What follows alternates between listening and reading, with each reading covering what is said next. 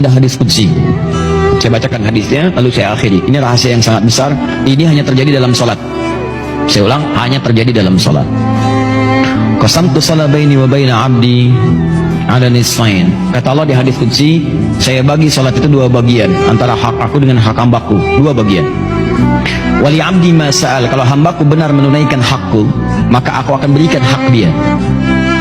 Apa itu? Yuk masuk, ini rahasia terbesar. Idza qala al-'abdu alhamdulillahi rabbil alamin, kalau bacaan hamba di Al-Fatihahnya sampai kepada alhamdulillahi rabbil alamin, qala Allahu azza wa jalla, maka Allah akan menjawab bacaannya, hamadani abdi, hambaku sedang memujiku. Makanya tadi ketika antum sholat, rasakan antum dilihat Allah, dijawab. Tapi kalau antum gak punya perasaan, dia lihat diawasi Allah, diabaikan, selesai itu. Makanya lain ke hatinya tuh ada perasaan enak. Wa idza qala ar-rahmanir rahim, jika dia sampai pada bacaan ar-rahmanir rahim, qala Allah azza wa jalla asna alayya abdi, hambaku sedang menyanjungku, kata Allah. Wa idza qala maliki yaumiddin, kalau hambaku sampai pada bacaan maliki yaumiddin, qala Allah azza wa jalla majjadani abdi, Allah menjawab majjadani abdi, hambaku sedang mengagungkanku. Terakhir, wa idza qala al-abdu, kalau hamba sampai pada bacaan iyyaka na'budu wa iyyaka nasta'in, ya Allah sekarang ini kami sedang ibadah salat, wa iyyaka nasta'in, dan sekarang kami sedang punya permohonan, ya Allah kami ada persoalan, kami ada kebutuhan, kami ada masalah, kami minta ya Allah solusinya. Maka apa jawab Allah? Perhatikan jawabannya, beda dengan yang tadi.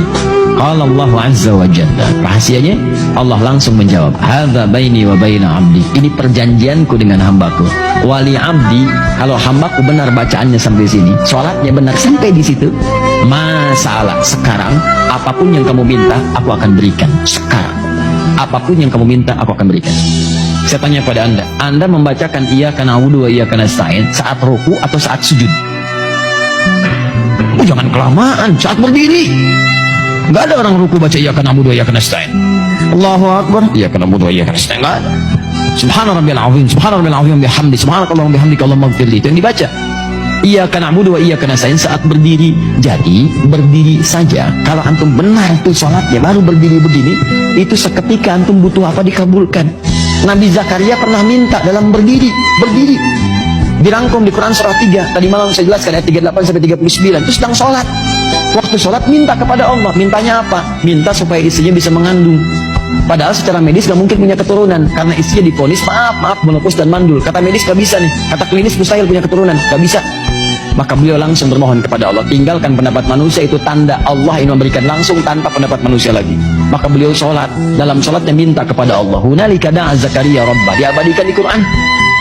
Di mihrab itu Nabi Zakaria bermohon kepada Rabb, qala rabbi habli min ladunka dzurriyyatan thayyibah innaka sami'ud du'a.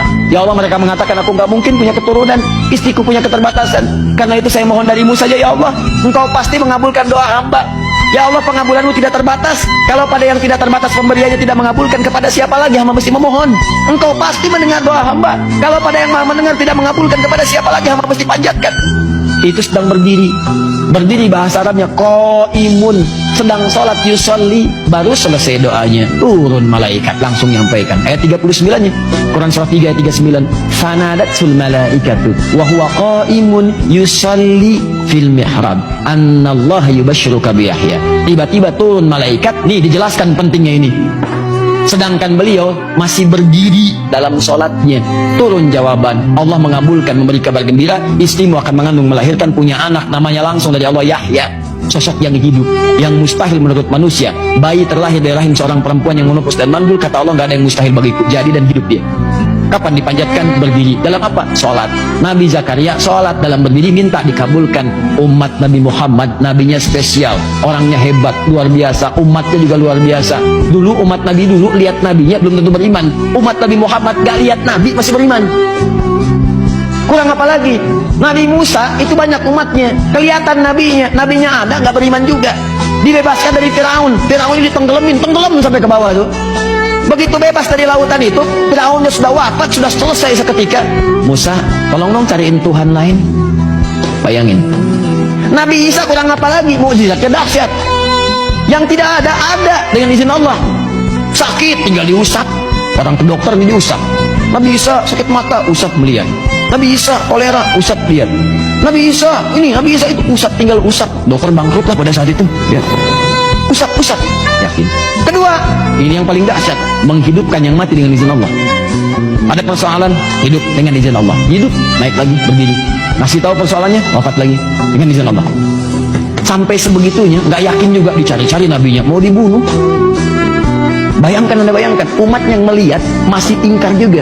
Umat Nabi Muhammad beda, nggak pernah lihat nabinya tuh kayak kita sekarang. Kalau di zaman Nabi melihat Nabi beriman, itu biasa. Nih, kita nggak pernah lihat. 15 abad dah lewat. Bahkan ada yang mimpi pun nggak pernah lihat, masih mau beriman. Maka Allah berikan yang spesial untuk umat Nabi Muhammad. Nabi Zakaria sholat berdiri, minta dikasih. Umat Nabi Muhammad sebelum sholat 5 kali sehari. Kata Allah, saya tunggu. Kamu mau minta apa, saya kasih.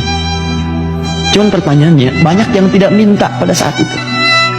Saya tanya pada antum, ketika antum sampai pada ayat ini, iyyaka na'budu wa iyyaka nasta'in, antum minta apa? Ayo, padahal jelas. Baca Al-Baqarah ayat 45. Wasta'inu bisabri wassalah. Kalau kamu punya masalah, minta kepada Allah solusinya. Bisabri, terima dengan sabar. Wassalah, saat sholat minta. Wasta'inu, perintah. Cara mintanya nasta'in. Kapan kalimat nasta'in itu muncul? Dalam berdiri. Iyyaka na'budu, ya Allah sekarang kami sholat. Kata engkau kalau punya masalah, lakukan sholat. Sekarang kami sholat. Wa iyyaka nasta'in. Kata engkau wasta'inu, sekarang kami nasta'in. Sekarang kami minta. Kata Allah, ya kalau bagus sholatmu sekarang, minta. Apapun yang kamu minta, aku kabulkan. Pertanyaan saya, ini rahasia besar. Berapa di antara kita yang pernah minta dalam posisi seperti itu? Nah sekarang Ustaz, kalau kami ingin bermohon kepada Allah, ingin meminta, minta ya Allah, minta. Bagaimana caranya? Apakah langsung kita ucapkan? Ataukah kita sirkan dalam hati kita permohonannya? Ataukah kita pilih ada isyarat ayat-ayat lain yang kalau dibacakan Allah kabulkan? Ada rahasia besar yang kalau antum bacakan satu kalimat ini, apapun yang antum butuhkan akan dikabulkan seketika. Ketika antum butuhkan itu.